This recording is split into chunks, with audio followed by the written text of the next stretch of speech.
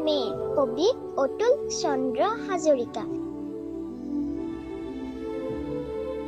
পিঠাৰ মেইল অকমানিহঁতৰ ভৰালি কোঠাত বিহু উৰুকাৰ ৰাতি পাচিত বহি পিঠাবোৰে আছিল কথা পাতি।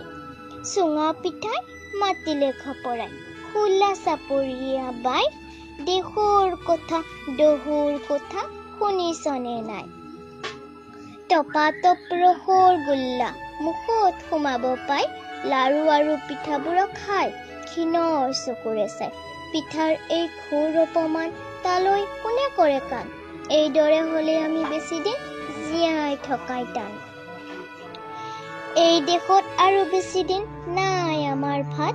কিয় কব তেনে দুখ লগা কথা সুতুলিয়ে দিলে মাত। ফেনি পিঠাই দিলে উত্তৰ ফেন উলিয়াই হওঁতে আমাৰ চুঙা বোপাই মিছা কোৱা নাই। আজিকালি আৰু অকমানিয়ে নাপায় আমাক চিনি। লুচি লাগে বিস্কুট লাগে লাগে চাহ পানী।